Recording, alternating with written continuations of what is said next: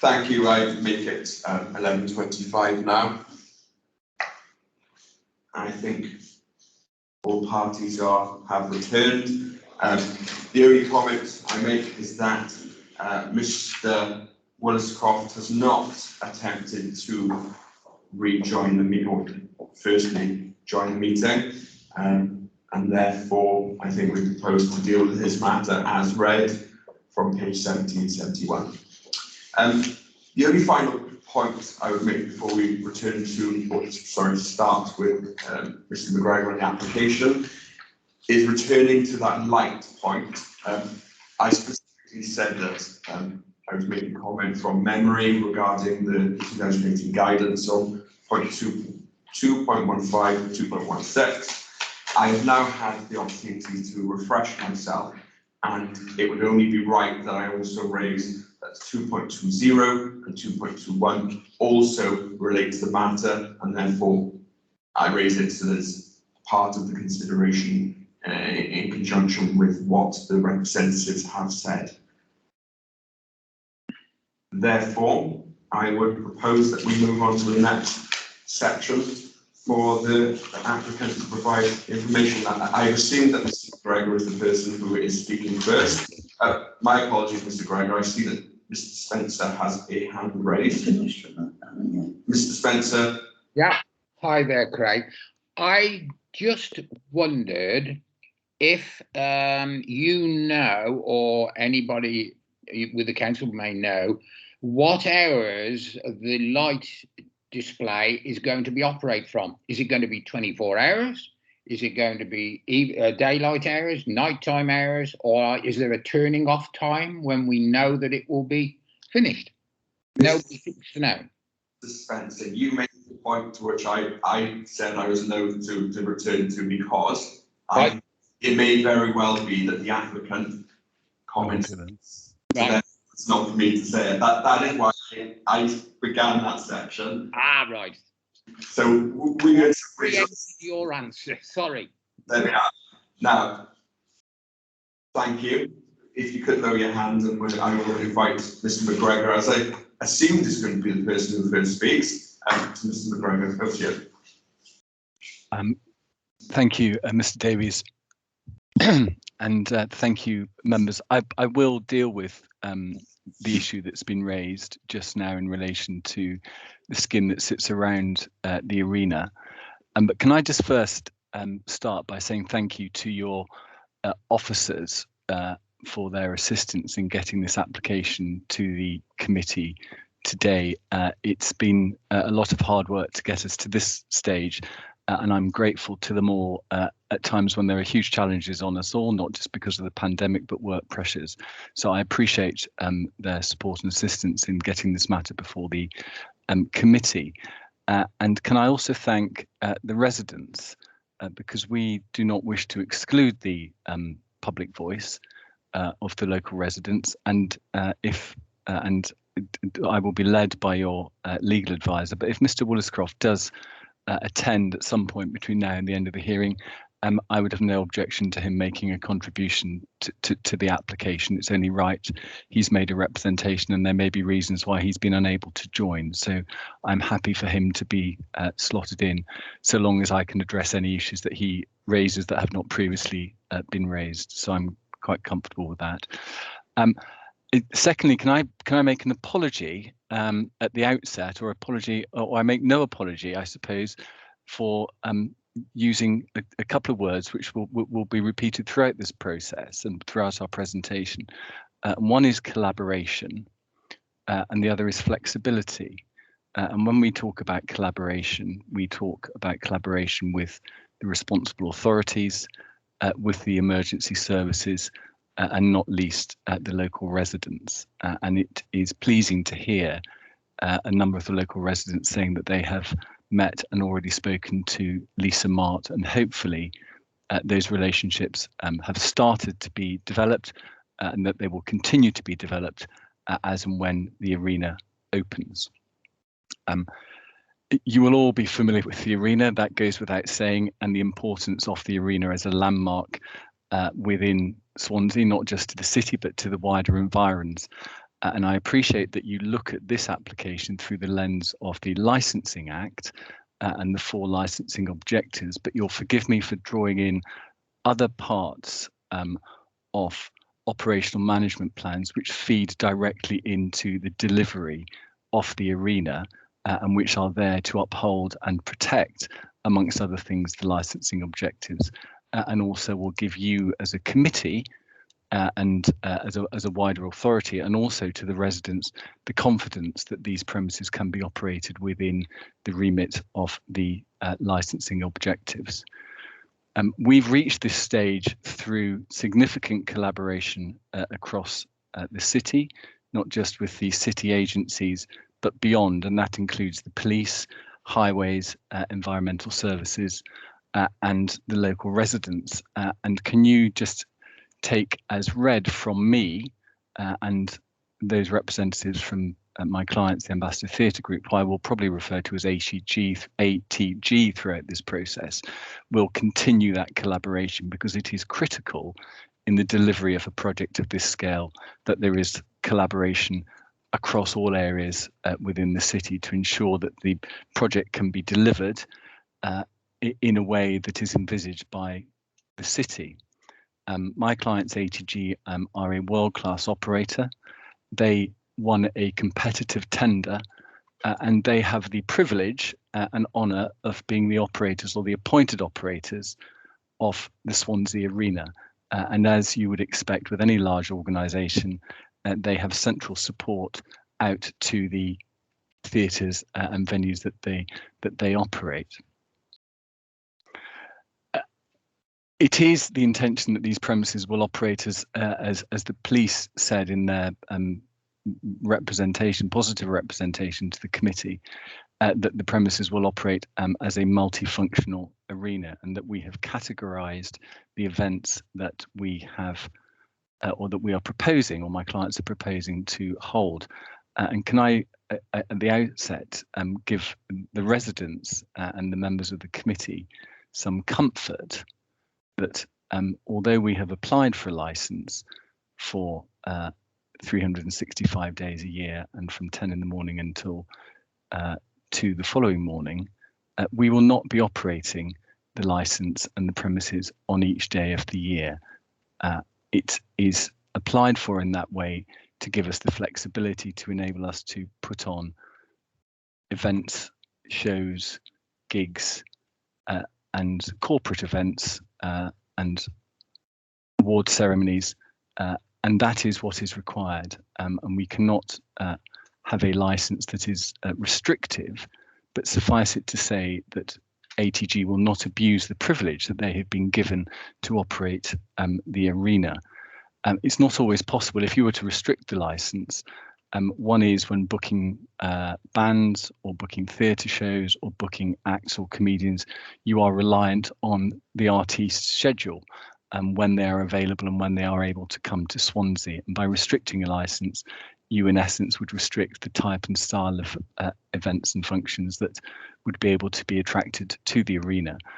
But the intention is that in the first year there would be 100 public events, that would rise to 115 and then up to 125 in subsequent years.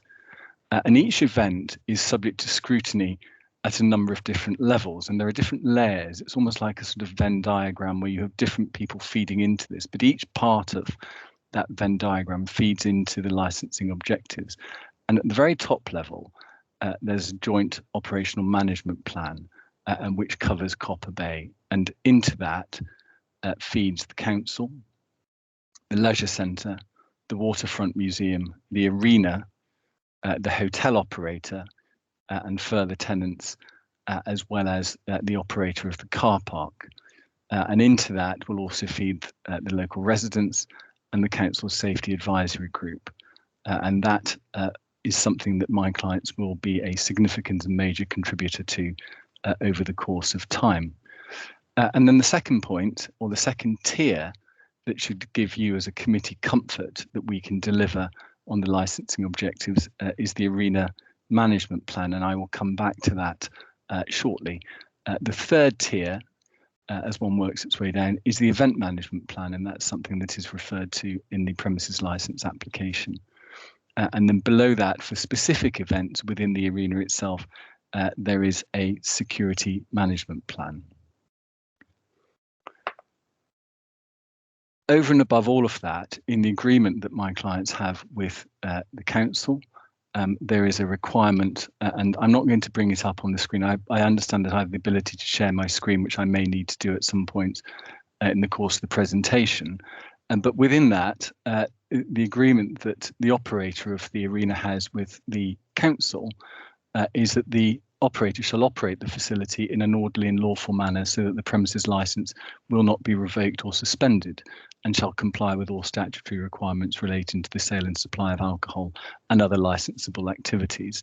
And they shall ensure that throughout the term nothing is done or permitted to be done so as to constitute an infringement of such statutory requirements, or so as to render the licence liable for suspension or revocation, or so as to place the renewal of any such licences in jeopardy.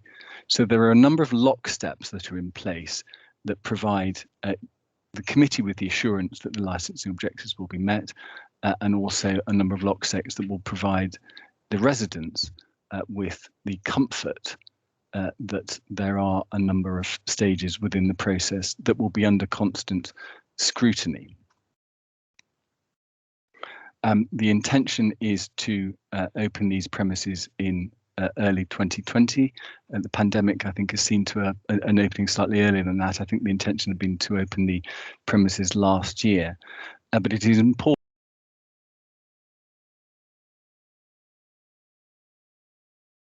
Sorry, I think I inadvertently put myself on mute there. But it is important that the licence is granted now to enable ATG to plan and deliver the programme of events and to deliver the arena that the city deserves. So I'm going to take you, I have provided a outline submissions, and I just want to take you through that fairly quickly, but there are a number of points that need to be made for the record. And at paragraph 13 of the outline submissions, it's acknowledged that planning and licensing are different. I wholly accept that, but one does feed into the other. And the national guidance to licensing authorities at paragraph 14.63 says it's recommended that statements of licensing policy should provide clear indication how the licensing authority will secure proper integration of its licensing policy with local crime prevention, planning, transport, tourism, equality schemes, cultural strategies, and other plans introduced for the management of town centres and the nighttime economy. And this is perhaps the critical part of it, is that coordination and integration of such policies and strategies and initiatives are therefore important. And your own policy acknowledges that by saying that planning and licensing regimes will be properly separated to avoid duplication and inefficiency, so that where there are conditions on the planning permission, they don't need to be replicated over onto a licensing permission. But in particular, at paragraph 16 of the outline submissions, I've set out a number of conditions that will give you as a committee comfort and that deal with and attend to a number of the issues that the residents have raised. We have provided a copy of the planning permission. I'm not going to pick it up or share it with you now, but you will have seen that and you'll no doubt be aware of that. But permission has been granted, and at condition 32 of the planning permission, it says, prior to the beneficial use of the arena, an arena management plan shall be submitted to and approved in writing by the local planning authority. This should incorporate details of the parking management, emergency evacuation and the hours of operation. The arena shall thereafter be operated in accordance with the approved plan. And the reason for imposing that condition on the planning permission is that it is in the interest of safety and in order to protect the amenities of the surrounding area. And if you look at page 90 of your report at Appendix F, there is a note from the planning officer, and he has said that there have been active discussions with CCS project management team, Ambassador Theatre Group and CCS licensing officers in respect of the draft content of the AMP, and moreover the proposed licensing restrictions of the arena, including the hours of operation. And it's important that the licence is granted to enable the further development of the arena management plan, because that relies on the licence being granted by you as a committee. Now, prior to us lodging the application in late July, which was outlined by Rachel Loosemore earlier, we had a number of meetings with your officers, remote meetings. We had the benefit of a site visit, which was certainly very helpful for me, because I do not know the surrounding area as well as you do. And following the first meeting, a draft operating schedule was circulated to all the officers.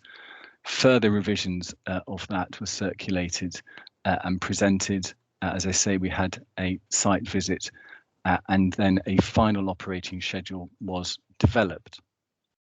And if you look at page 23 to your report to the committee, and we've set out in the totality, or your officers have kindly set out in the totality, the proposed operating schedule.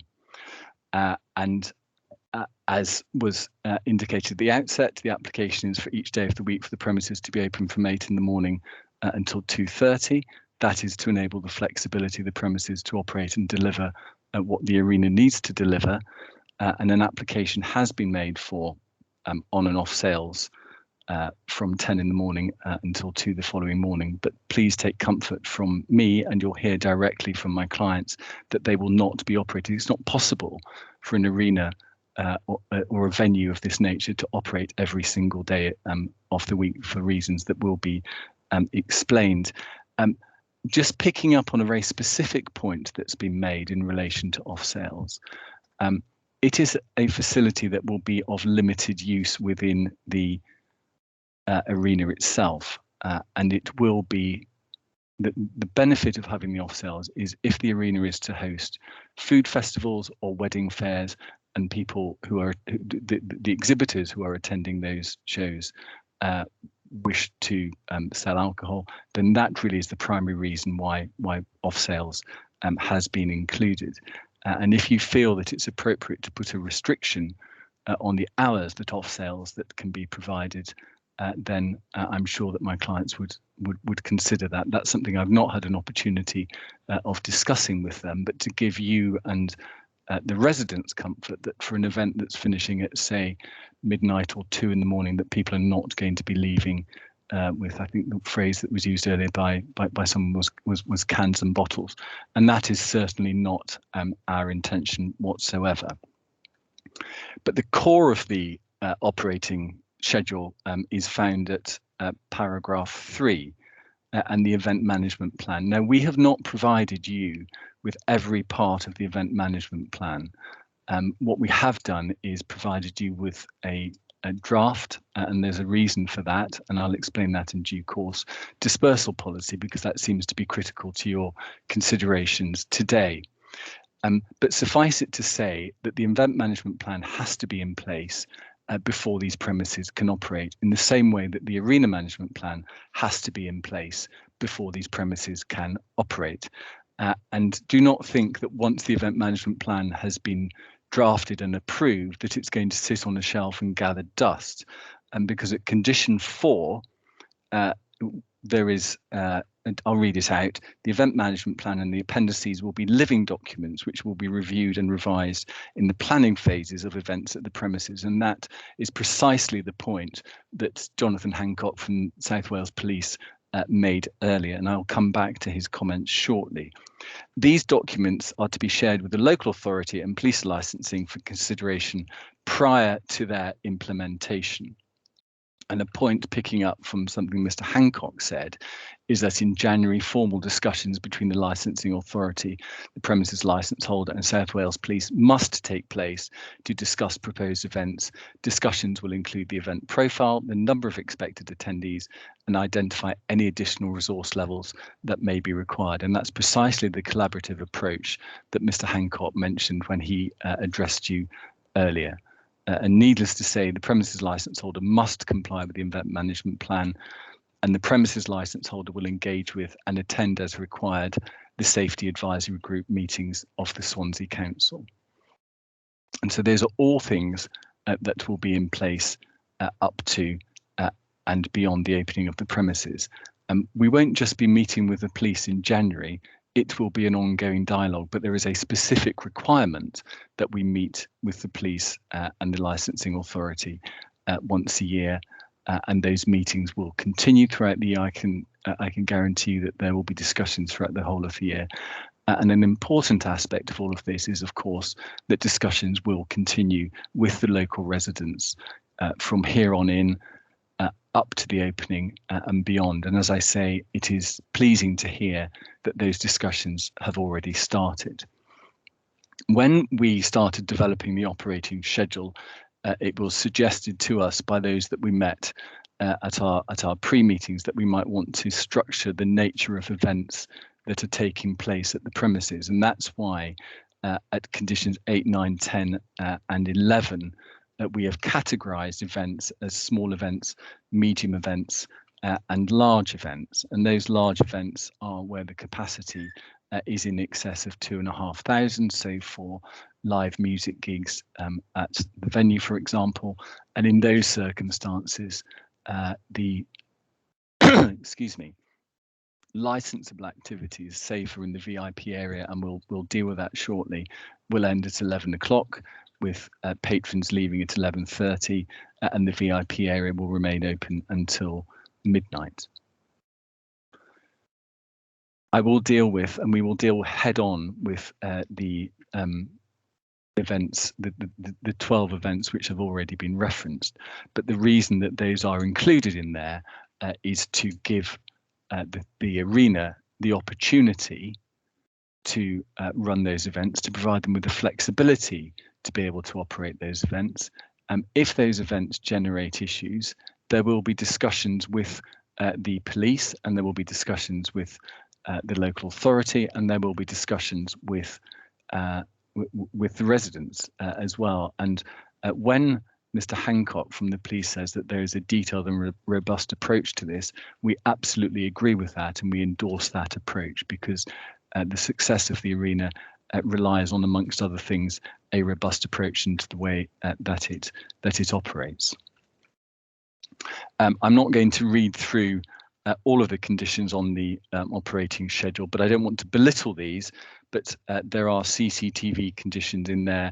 There is CCTV not only provided inside and outside the premises, that is supplemented by the CCTV that sits out with the areas that my clients have control across the coastal park and in the public areas of Swansea as well.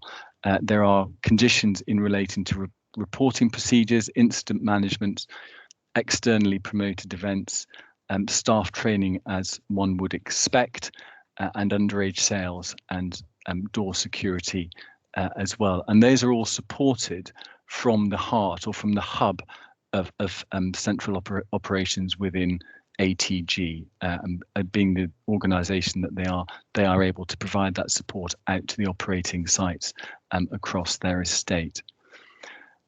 Just to deal with conditions 29 through to 33, and this specifically attends to the sale of alcohol, pop-up bars and mobile vendors. And it was something that was subject to a discussion before the application was submitted. And to enable, again, it's that word flexibility, but also to assist with customer flow within the premises, is that there is a condition offered that alcohol may be sold from permanent bars shown on the deposited plans, from temporary pop-up bars and by mobile vendors. A point I think is made in a number of the letters of representation that you've received from local residents as to whether these mobile vendors are going to be inside the premises or outside the premises.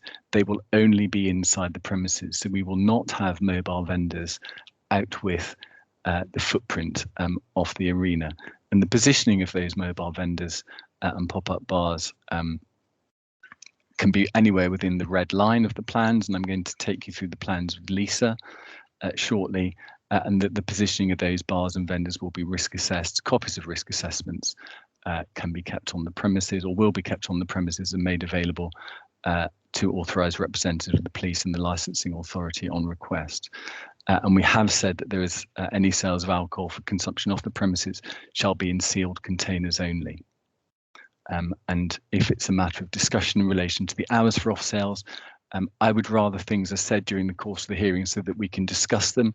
I think Mr. Davies made the point at the start is that there may be additional conditions that we might want to consider, and I would rather that there is an open discussion during the course of the application process, rather than you thinking when you go off to consider this that you would like to put impose a condition on the license. We're not averse to amendments or considering amendments to the operating schedule, but we would like to be able to address any concerns that you may have in relation to that. We submitted the application, as you know, in late July, and it was served on those parties who are set out, and again, I'm not going to read them, but set out at paragraph 23 of my outlined submissions. And can I just take you, I'm not going to spend a huge amount of time on guidance, but if I just take you to paragraph, and I will read this for the benefit of you all. The national guidance, which your legal officer, Mr. Davies, has referred to, paragraph 9.12 is instructive and important insofar as the application is concerned. And it says as follows: each responsible authority will be an expert in their respective field, and in some cases it is likely to be a particular responsible authority will be the licensing authority's main source of advice in relation to a particular licensing objective. For example, the police have a key role in managing the nighttime economy and should have good working relationships with those operating in the local area. The police should usually therefore be the licensing authority main source of advice on matters relating to the promotion of crime and licensing objectives. And so it follows that, for example, trading standards is your main source of advice in relation to trading levels or trading standards. Likewise, pollution control, public health, and health and safety have the primary responsibility, and they are your go-to people when you're looking at those specific issues. There are no representations from any of the responsible authorities, and I'm not belittling the contribution that the residents make. Please don't think that for 1 second, and I'm going to deal with that in a second. But there is no objection from the responsible authorities, any of the responsible authorities, and I have to say that in my 25 years of doing licensing applications, I have never seen a letter from a police authority that is supportive in the way that the letter from the South Wales Police has been sent to this committee. And when the police say that we have adopted a detailed and robust approach, and you need to take close scrutiny of that, and the approach that the police talk about is in relation not just to crime and disorder, but all 4 of the licensing objectives. And when Mr. Hancock goes on to say there will be blunt and detailed discussions in the event that something goes wrong or that there are issues, then we will be open to those blunt and detailed discussions. But the key to it all is when Mr. Hancock says at the end, is that we are working together. And it is important with a project of this size and magnitude that everybody is seen to be working together to deliver on the promise that ATG has made to the council when they were awarded the tender.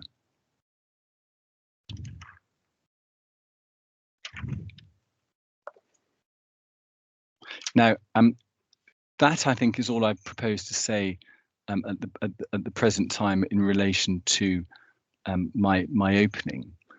What I would like to do is deal with the application in this way. There is a video that you may well have seen, but for the benefit of the record and for the application itself, because we take nothing for granted and it's important that we put our cards on the table, I would like to show that video, and then after that I'm going to invite Claire Dixon, who is a director of ATG, to just say a little bit about the business and their vision for the delivery of the arena.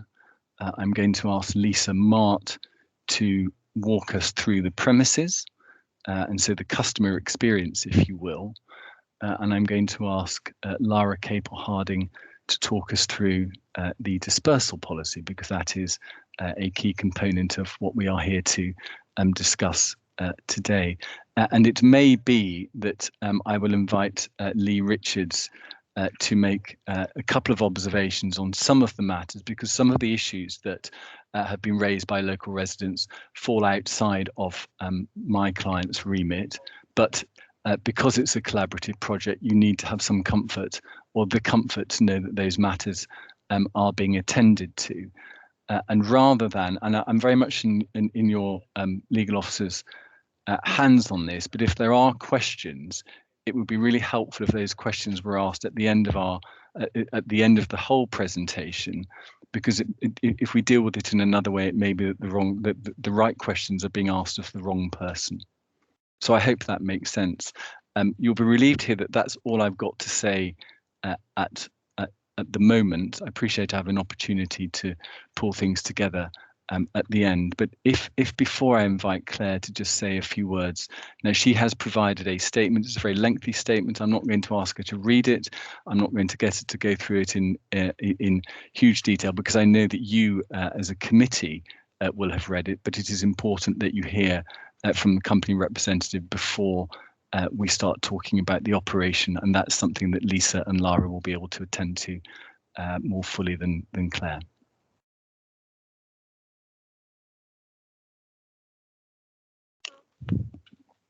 Do I have the ability to share my screen?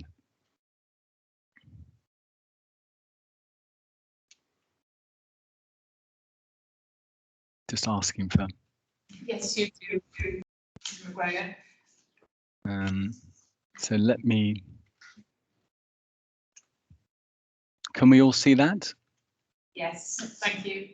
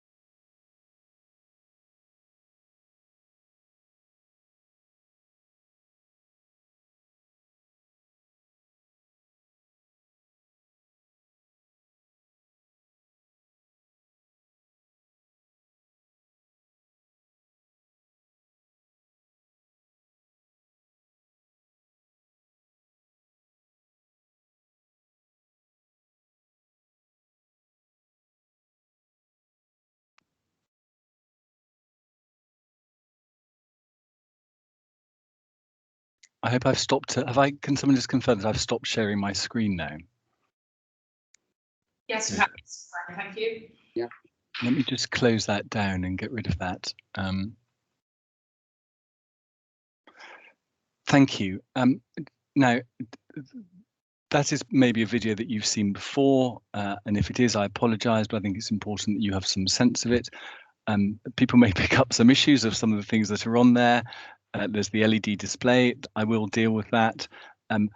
We're not going to be having fireworks displays every night of the year, and rest assured. But it is a promotional video, and I hope that you will just take that for what it's worth. But it's important that I appreciate that when applications are lodged, and this is true of any license application, it is literally words on the page, and it's just to try and put some colour and context around what it is that we are looking to provide here. And you'll be acutely aware that it is part of a much broader redevelopment of Copper Bay, of which the arena is one part. It is an important part, and that perhaps I've said it, but it probably does go without saying.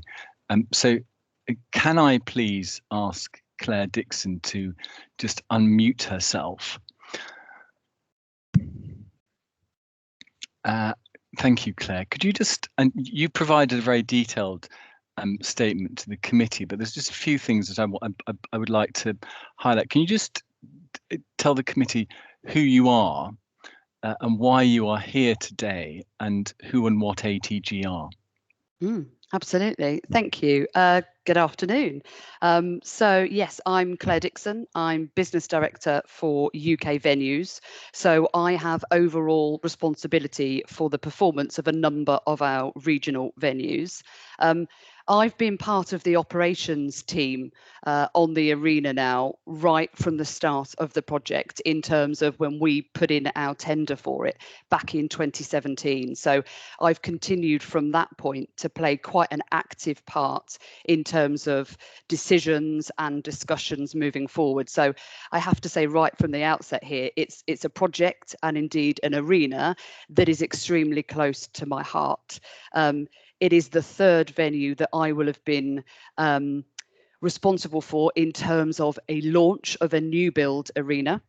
So I have done this twice previously, and again with Ambassador Theatre Group. So again, just to give a little bit of background in terms of the company, we were founded back in 1992. We are a company that covers every discipline in terms of the industry. So not only do we operate venues, but we also operate ticketing platforms, and we produce content. So we produce our own shows to tour and sit down within our venues.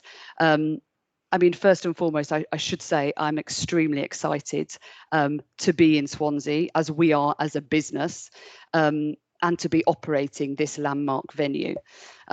We do share the same vision as the council in terms of wanting to really make this a landmark venue, to make it a world-class facility that can be enjoyed by local people, and giving them the opportunity to be able to really see some of the best in live entertainment. We're committed to making this venue a real success. I know it's something Ewan talked about earlier. Lisa, yes, is going to be our general manager, and Lisa and her team will be responsible very much for the day-to-day operation. But Lisa will be fully supported by an experienced and knowledgeable team at the centre in terms of the support function, which supports 58 of our venues, whether they're in the UK, whether they're in Germany, or whether they're in the US. That support function is there very much for Lisa and the team. I guess really I would conclude by saying it is a real privilege that we are here in Swansea and we get to operate this venue. Absolutely, we hear the concerns and are very sympathetic to concerns that have been raised. What I would say is that we remain completely committed in order for us to achieve a harmonious relationship, if you like, with key stakeholders, which includes very much our residents. And we will be working very closely to resolve some of those things with you. Thank you, Claire. I'm not going to take you through the day-to-day operational parts of the business, because that's something I'm going to pick up with Lisa just now. The committee, that I say, will have got your statement. There may well be questions later, and we'll just have to field those as they come in. And there may be questions for you, there may be questions for Lisa, and there may well be questions for Lara. Can I just ask Lisa Mart to unmute herself, please? Thank you, Lisa. Now, you have been mentioned in dispatches already by some of the residents who you've met. Could you just explain to the committee who you are, your background, and your role at these premises? Absolutely. So good afternoon, everybody. So I'm the General Manager of Swansea Arena, and I was appointed back in early March. So I've been part of the project a shorter amount of time than, of course, Claire Dixon, but we work very closely together. I've worked with ATG for 10 years now, across venue management. So previously at New Wimbledon Theatre in London, and most recently at the Alexander Theatre in central Birmingham, before taking on this project. Good. And in the run-up to the submission of this application, you've been part of the collaboration, the collaborative approach with the responsible authorities to this application, to the special advisory group, and we've submitted with the papers that are before the committee a document that sets out that presentation to the safety advisory group, and you've also met with the local residents. Correct, yes, and I would say, as has been mentioned before, it has been robust and challenging. I think we've had the right amount of challenge up to the point of putting this licence application in to make sure that we're taking into consideration, all of the points that have been raised today from the residents. Okay, and will those discussions, if the licence is granted, will those discussions stop? Absolutely not. I think, I would like to make the point that we are Ambassador Theatre Company. We're used to running venues that are at the heart of communities, the heart of cities and towns. And although this building has the word arena on it, we very much plan on running it as part of the community in collaboration with the rest of Swansea, including the residents. We want to be good neighbours. We want to be a hub of the community. And, we've made that promise. We've put through that condition that at the very minimum, we will have in place quarterly meetings with all the relevant stakeholders, which include the Safety Advisory Group, the residents and local businesses, to feed back on our operations so that we can update our event management plan as needed. And within those quarterly meetings with the residents, I take it you're not going to close yourself off to comments that the residents may have of you or any concerns that they may raise of you? No, of course not. And of course, I will also be becoming a resident, and I will be based in my office in the Coastal Park, in the arena. There would be no benefit to me or to the arena or to our success to close off those comments, because it would only damage our reputation. Thank you. So Lisa, what I would like to do with you is to walk through the premises, do the sort of customer experience, the customer journey on the basis of the plans that we've submitted to the committee. I'll share my screen in a second, but just for everybody's benefit, they are at pages 31 through to page 35. And I'm going to start off with page 33. If I can share, hopefully this is going to work again. Can everybody see that? Yes. If people can't, then can they please say? But this is the podium level of the arena, and towards the bottom of the plan is the Coastal Park. To the left is the Copper Bay Bridge that leads over to, I think it's Cupid's Way, and this spiral staircase is a staircase that leads down to Oystermouth Road, and then you have a lift that again takes people from the podium level down to Oystermouth Road. Is that right? Yes. Good. So if I'm attending, I want you to just walk me through my experience. If I'm coming to an event at the arena and I've parked over at the car park on Cupid's Way and I'm coming across the bridge, this is your main entrance here, which faces away from the local residents, and that's where people will come into the building. What will I be met with? I appreciate that's going to depend on the nature and type of event that's been held, but can you just perhaps run through what that's going to look and feel like? Of course. So yes, as you say, there will be, the risk profile of each event will be analysed, and so there might be some small changes. But if you were to come over the bridge and walk up to those 6 front doors, you would be met with a security presence and some barriers in terms of to make a queuing system. So on your ticket, you would be told what door you would be aiming for. So whether it's A, B, C, D, E or F, and that door will be dependent on where you're sitting in the arena to make sure that crowd management is as smooth as possible, but also to highlight any customers that perhaps have access needs, that we would want to access the door that they needed to get to as quickly as possible and have access to those facilities. So you would queue up at the door that you were entering through, you would reach our security team. For those high risk events, there would also be security arches and wanding, so our customers would be asked to empty their pockets and have their bags searched and walk through those state-of-the-art security arches by our security team. Thank you. And then once I'm inside the premises, in the foyer here, I think you're keen to move people to their seats or to the appropriate level where they should be, whether that's downstairs, and we'll have a look at that in a minute, whether it's upstairs or whether it's in fact the premium seats that are here. Correct. So everything about our planning is all about crowd control and crowd safety, and about having the most positive experience for the customer. I'm sure that everyone in the call has experienced attending an event that feels crowded and disorganised, and it impacts your enjoyment of that event. So we want to make sure people are moving around safely, comfortably, with access to everything they need. So when they come in the front doors, there will be really 3 options. If you're sat in the circle, which is our seated area in the back, you will go up to level 3. If you are in our stalls level, which could either be standing or seating, you will go down to level 0.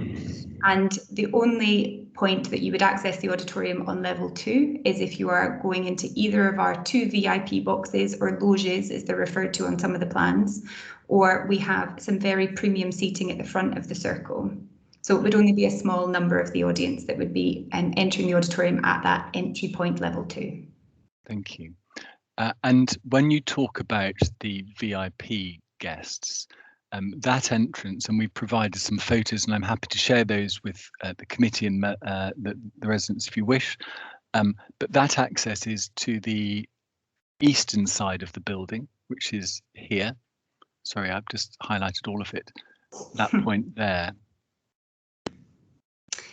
That's correct. So in standard in the industry, if you're a music venue, you tend to have something called a VIP lounge. You might hear it be sponsored and called something along the lines of an American Express lounge, and it's really there as an upgrade for certain customers.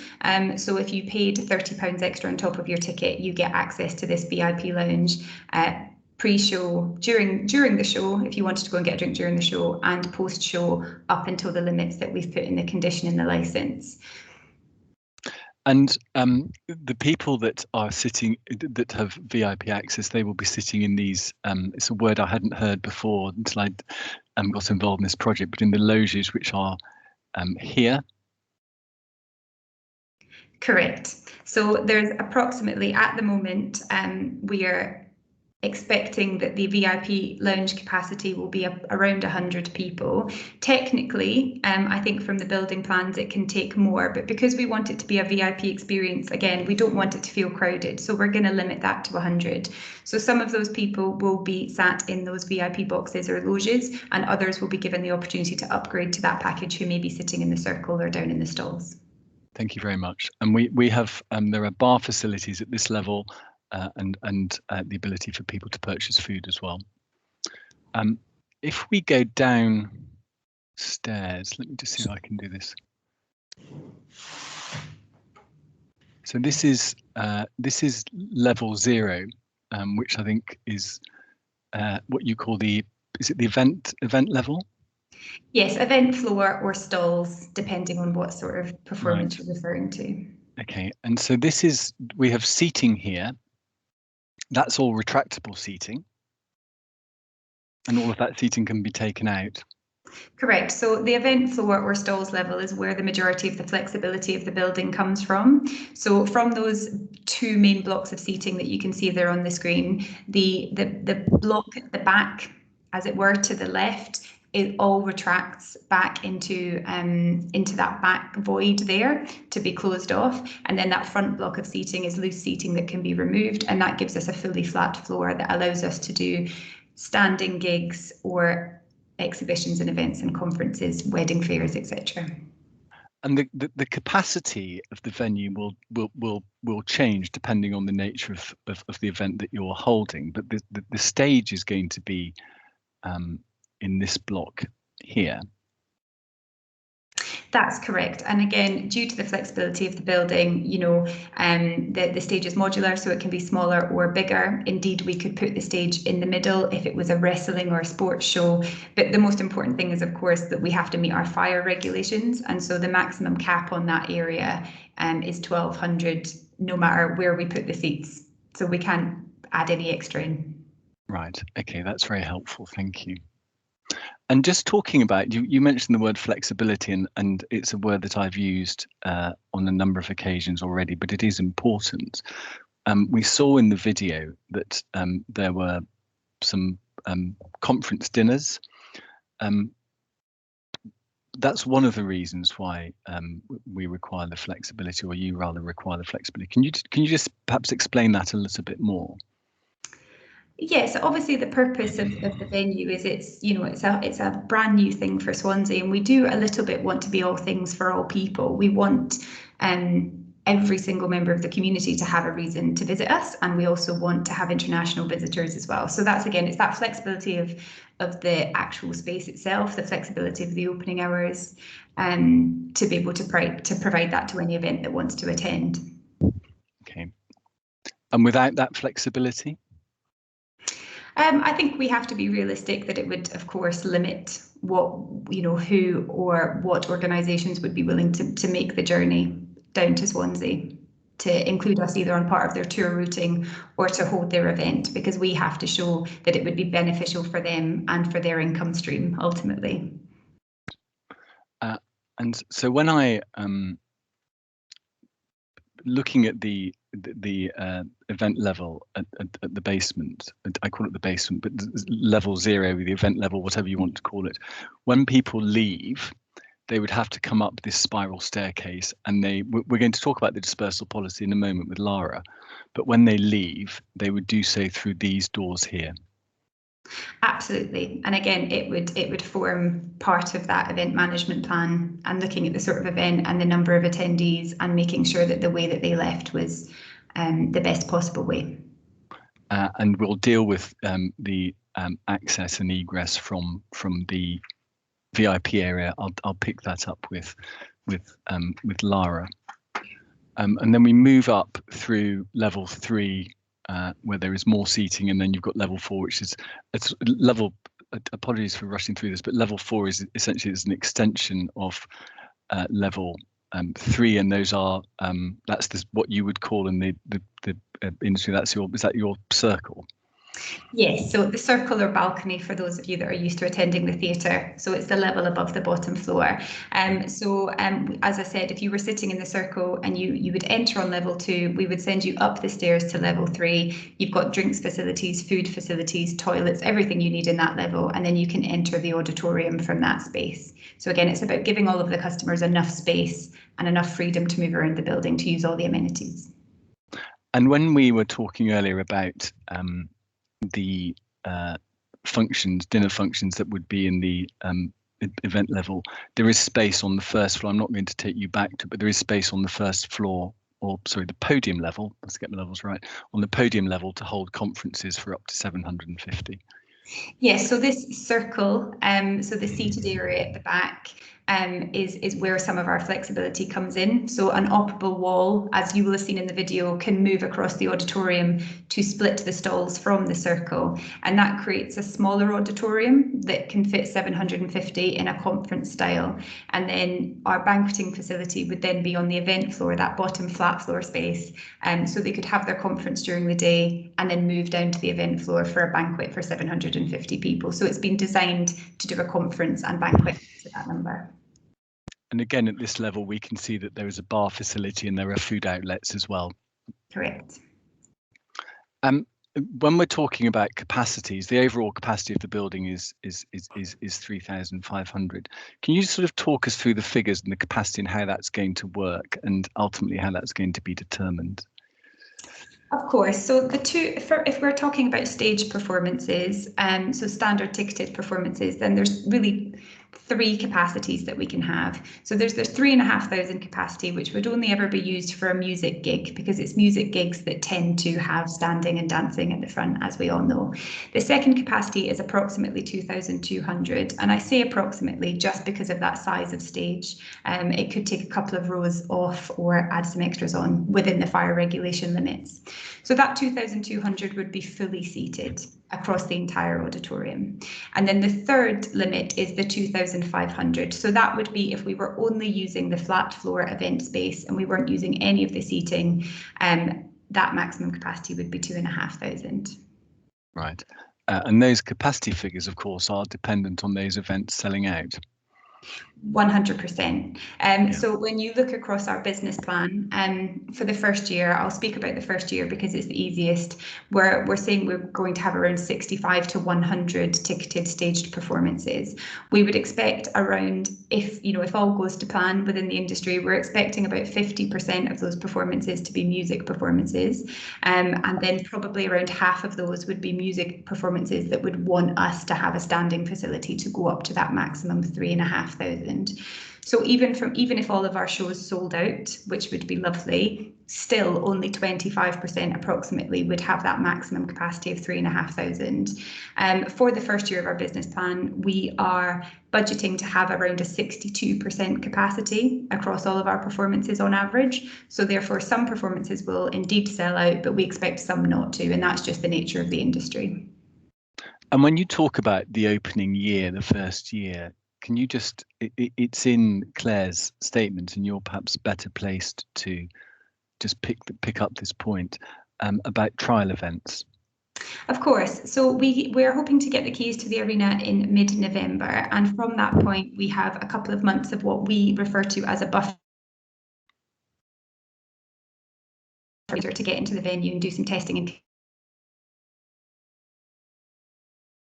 so we're hoping to launch the venue officially in early March. So in January and February, we will be running some test events, starting from around 500 capacity, going up to 2,000 over 3 events. We're going to be utilising local performers through Swansea Music Hub, and working hopefully as well with a local charity. But having spoken to the safety advisory group around that, to the police, to the licensing authorities, everyone, all stakeholders will be invited to those events to give us feedback on our operation and make sure that what we have put in place is meeting the expectations that have come out of these licensing agreements, so that before we have our first full-scale event, we've done as much preparation and taken as much feedback on as possible. Thank you. Sorry, I've just realised that Mr. Davies has his hand up. I apologise, and I don't know how long your hand has been up because you've been sort of minimised. Please don't take this the wrong way, but you've been minimised in the corner of my screen. Let me maximise myself. No, I'm also having difficulty on my screen. My camera's running, but I'm looking on the joint computer, and it appears to be just a photograph of me. So. Apologies if it's coming up as a photo. I am trying to bring me back up to show I have participated fully. The point I wanted to raise, it was a few comments back, whereby I think you used your cursor to show where the front door would be and where persons enter. That on the screen, it showed very quickly and wasn't highlighted very well. Perhaps you could just return to that point and show us where the front door would be, but also on this plan in particular, it doesn't show the orientation of the leisure centre, the LC, and or Victoria Quay. So perhaps you could also comment on that. You may get to it later, but while you refer to where the front doors are and such, it may assist to show the lie of the land, if you like. Yeah, I've got a photograph which is a sort of aerial photo that might help, and I'll try and I'll pick that up. But the entrance is that bit that's highlighted here. Can you see that? So I've highlighted that in blue. That's the main entrance. The left of the screen, in the west of the image. So I can see it highlighted on my screen, but there's a rectangle, a long rectangle that is highlighted in blue, which is it's to the left-hand side of the drawing. Let me see if I can get a photograph up, and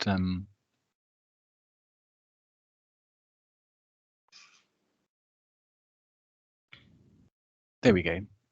Can you see that? Yes. Can we see the photograph now? Does that help to answer the questions that you've answered? So the entrance is here. The spiral staircase that leads down to the car park and onto Oystermouth Road is there. And the lift, from recollection, is going to be over here that takes people down onto the street level. The VIP entrance is round this side, so I think it's the eastern side of the building, and the main access and egress is through this part of the building here.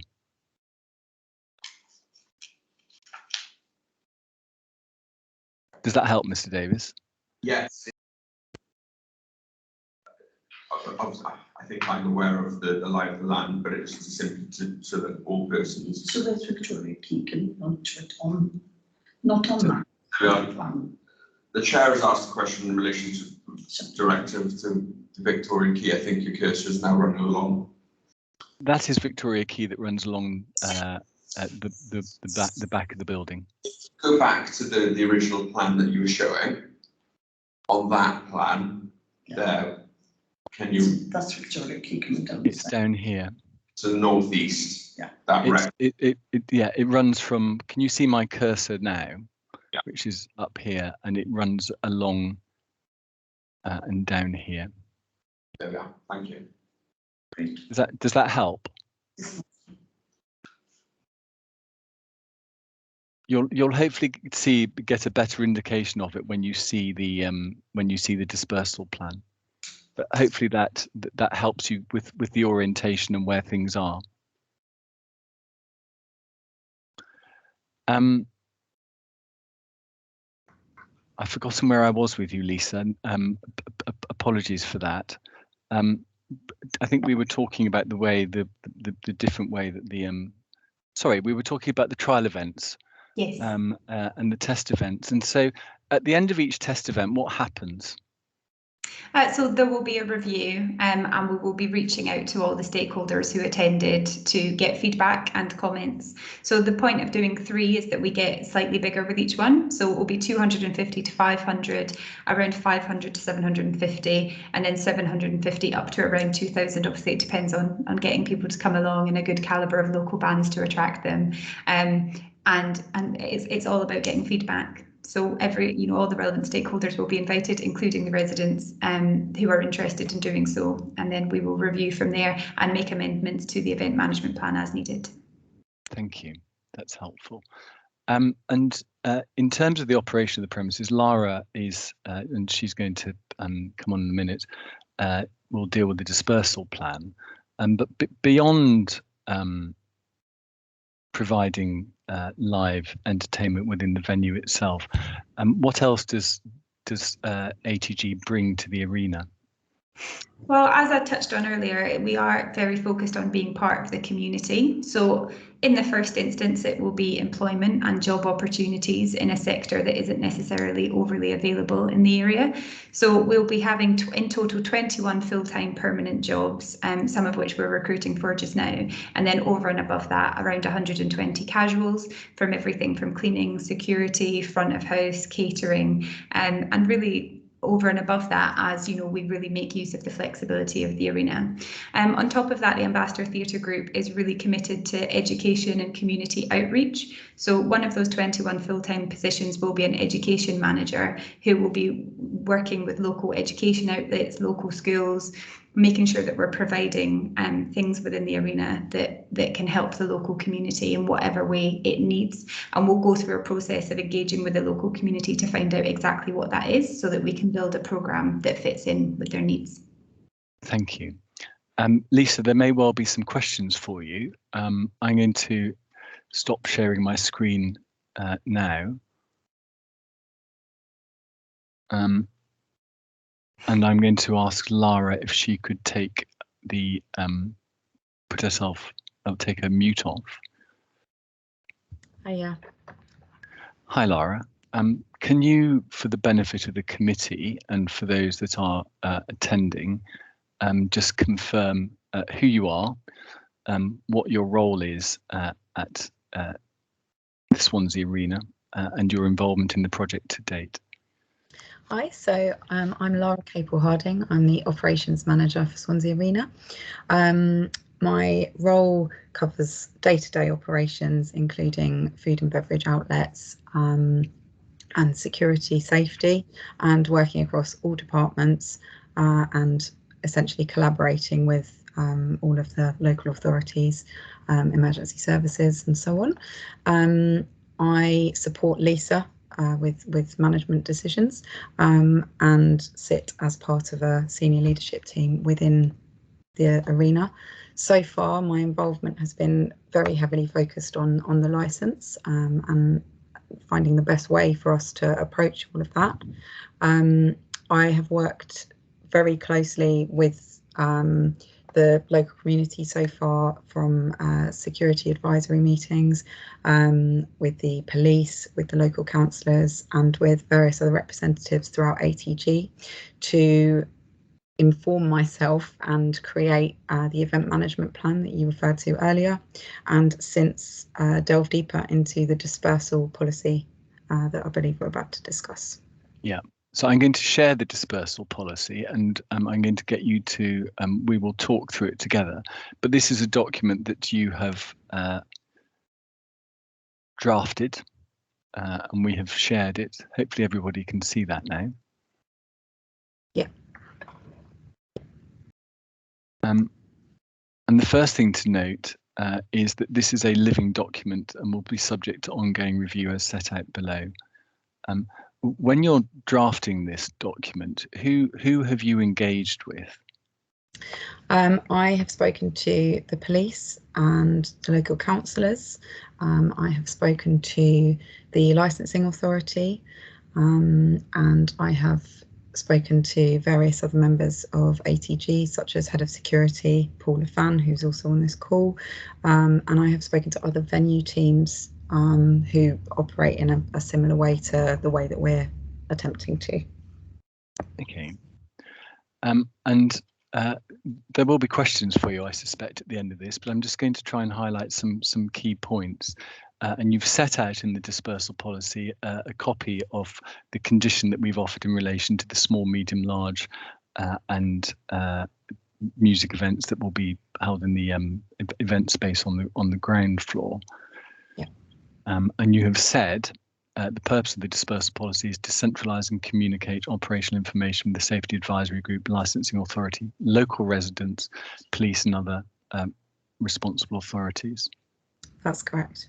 And you reiterate the point that it's a living document, and also the point that I made at the outset, in that it lives in conjunction, or exists in conjunction, with the event management plan, the what I've called the joint operational management plan, which is you've called the OMP, the Copper Bay operational management plan. Oh, sorry, you've got it there as well.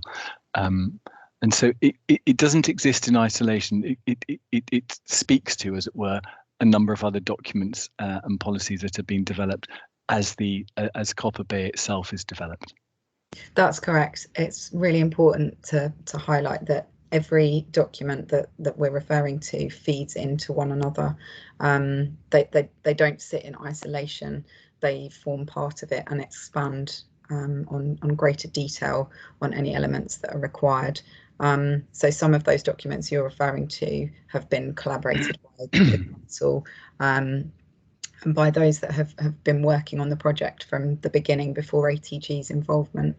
And you know, my job really is to ensure that those policies are reflected in across all of them, but also that I'm able to pick up and expand further on anything that has any concern or requires further development. Thank you. I'm not going to go through each line of this, but I'm going to pick out, and if people want to take me back to certain parts of it, then we can do that. I'm going to take you down to. Sorry, I'm going to go back here. You bear with me, please. I apologise.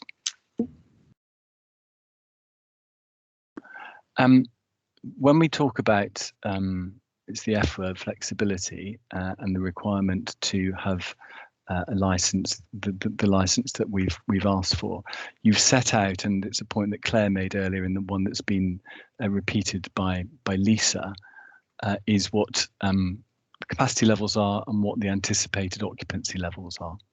That's correct. Right. In there is the majority of the performances will have a maximum capacity of 2,196. Yeah, and I think, you know, the table that I hope everybody can see reflects that. That's literally our absolute maximum for the majority of our offering.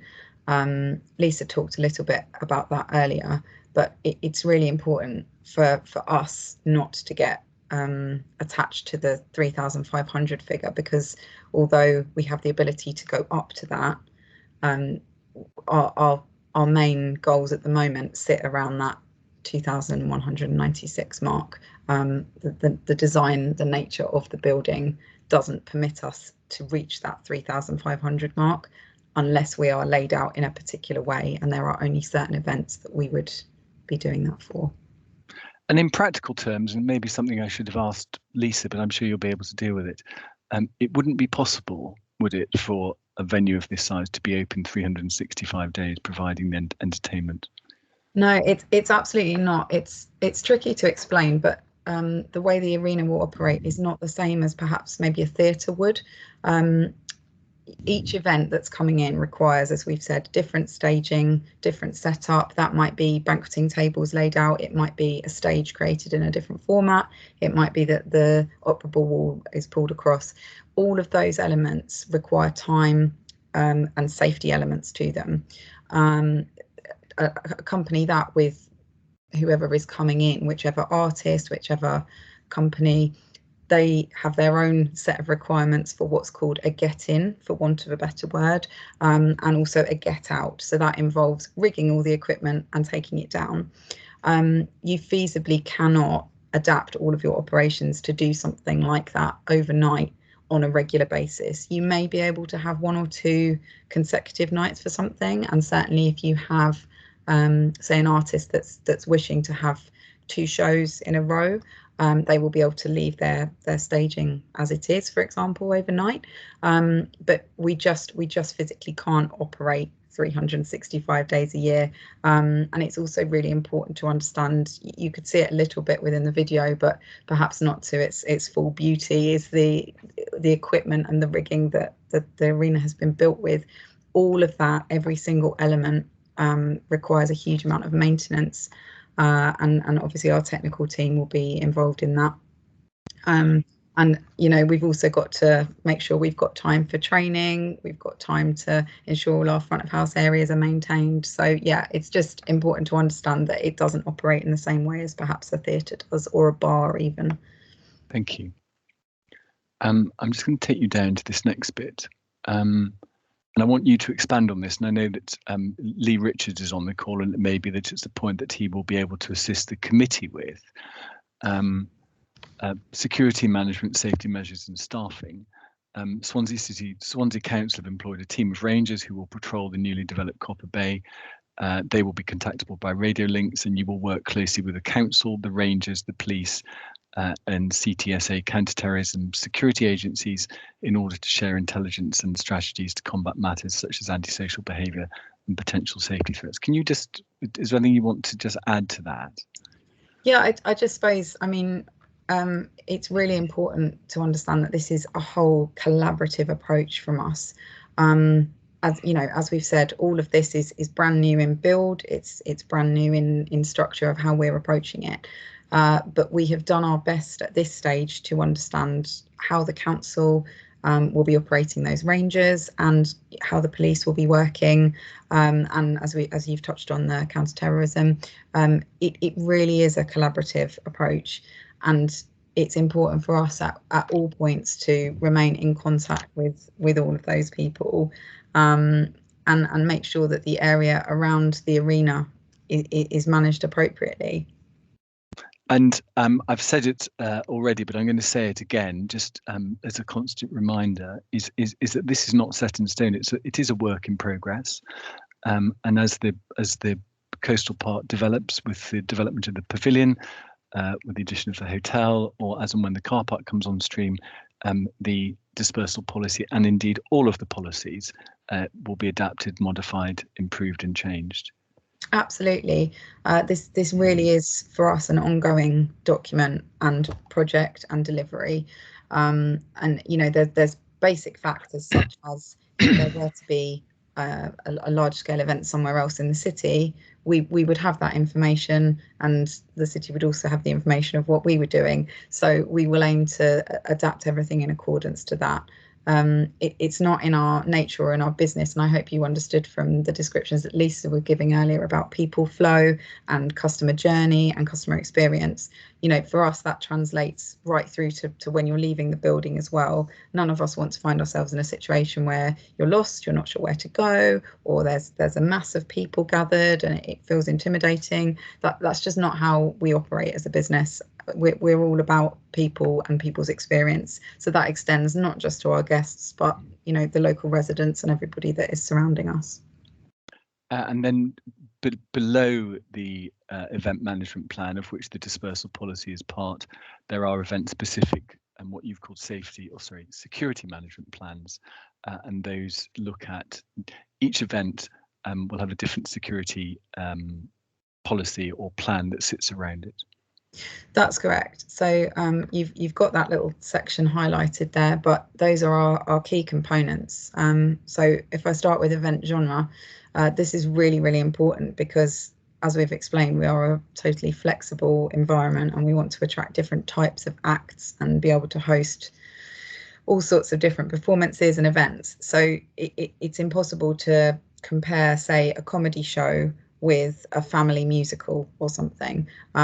They bring different types of audiences, which would require, you know, different capacities and different security measures to be in place.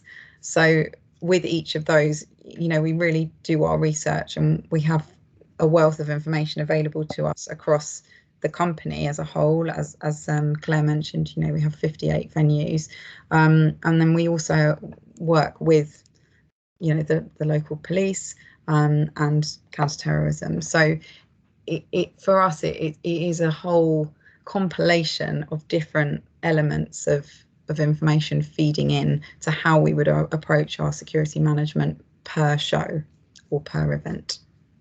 Now, I don't want to for then we think I'm being glib about any of the information here, but there is a wealth of information. We're taking it fairly slowly, but and Lara picked this up as a combination of physical barriers, electronic systems, magnetic security arches, bag searches, and management procedures will be in place to ensure the safety of all entering the arena. And we then move on to CCTV. Now, just talk a little bit around CCTV and how the systems within that are within your control, within ATG's control, how those are supplemented by council-controlled CCTV systems. Okay, so as you're aware, the Copper Bay area is a whole development area, and CCTV has been installed and is in the process of being installed across that.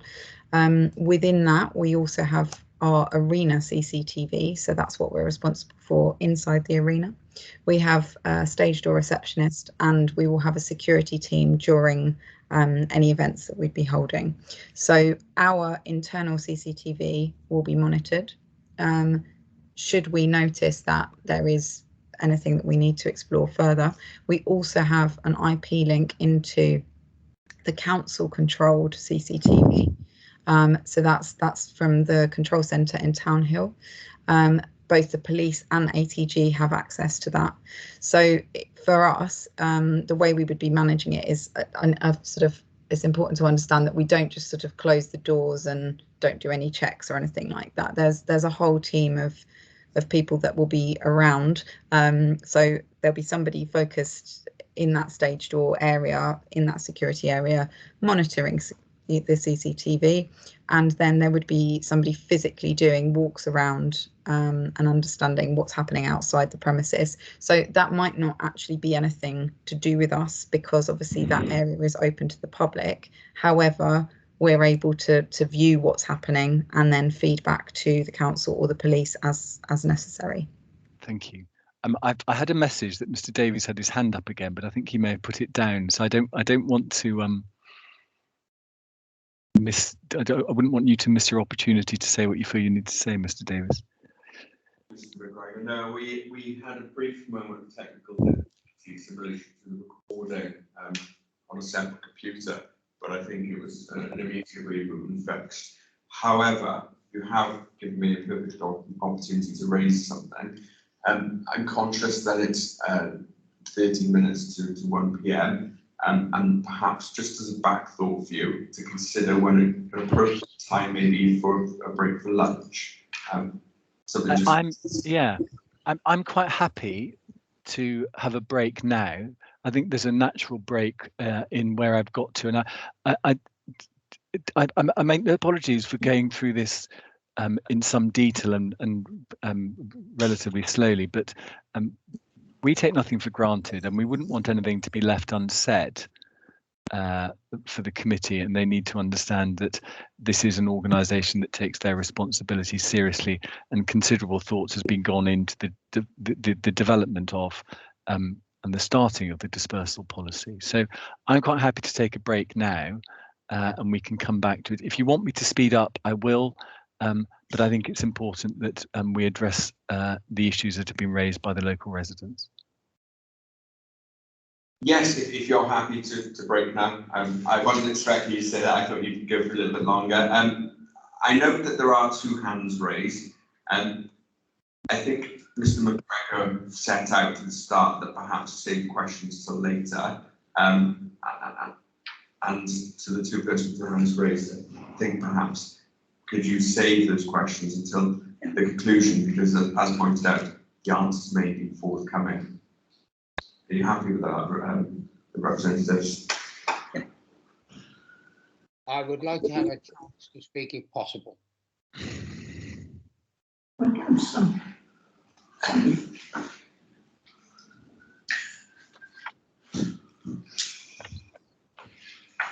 Mr. McGregor, what's your view? Because obviously we had decided that we were going to open out, so the members and the chair perhaps should the persons. We've been nuisance have to stick to the speaking, so yeah. Mr. Spencer and Ms. Well, can they questions or whatever they want to say, can they wait until we reconvene? Yes. Can you say the questions until our reconvening? Unfortunately, not mine now, because I'm having to leave the meeting. I have to go somewhere. Okay, right. Well, that changes. I'd just like to make this one statement up to the committee chairperson, if possible. Yes, of course. What it is how many of the actual committee have actually walked down Victoria Quay? Well, I was actually there yesterday afternoon. I didn't quite catch that. I was there yesterday afternoon. Right. Well, because I think all of the committee members should walk down along Victoria Quay before they make their final decision. I don't think you can just do it from sat in a room, or you really need to see the problems that we think might happen. You can get a feel of how close the arena is, you can get a feel of where the tunnels are, and you can then perhaps appreciate what we think is going to happen. And all I can ask for on behalf of the squire course is that if you look at that, walk down there and say to yourself, would you like to have all these concerns that we have got now if you lived here? And if your answer is you're quite happy with that, then that's fine. If you turn around and say, no, I wouldn't like to be here either, then you should address this licence in a different way. That's all I'm saying. Ms. Spencer, I think this is one of those scenarios where, had you waited, the answer would have been forthcoming. Again, we've just had a confirmation from the chair that they have been present. I understand one of the other members also yesterday has been to. Then that's fine. Then that's fine. That's all I can ask for. Yes. Thank you for your participation and your responses. We will therefore, as confirmed, Mr. Edwards, we will now break for lunch. The proposal has been 40 minutes. Mr. McGregor, do you have any views on that? I was, I wanted to sound too obsequious. I was going to suggest 40 minutes. So can we come back at 1:30? I note Mr. Edwards has a hand raised. Mr. Edwards? Yes, obviously I didn't expect the meeting to go on for so long. I've actually got to leave the meeting at 3:30. I hope it will be over then, because I have got a number of questions I need to ask, mainly directed to Lee Richards and Lisa Mart. So obviously, hopefully, I will have a chance to ask those questions, because obviously there won't be many residents left to ask questions. Something which, on the back of that, actually, Mr. Edwards, has come to light. A representative also has to deal with school pickups, which will mean that they will have to leave at 3 o'clock also. So that's a consideration for you also, Mr. McGregor. But I always presume this matter would go into the afternoon. It may very well be that if we cannot conclude by 3 o'clock, then it may have to adjourn into tomorrow. But I don't think we'll be much longer with the dispersal policy. I anticipate that there may be a number of questions. I'd be disappointed if there weren't, if truth be told. And I would just like Lee Richards to pick up on a couple of points that have been raised that sort of fall out with the arena's control. Let's adjourn now until 1:30, and we can consider that shortly. I've just asked whether or not another person could attend in replacement, which may give us some slightly extended time. But we'll discuss that on our return. Again, I would propose to leave the cameras, leave the computers on with the microphone muted and the cameras off, and that way we know that everyone can stay in the meeting. Thank you for your time.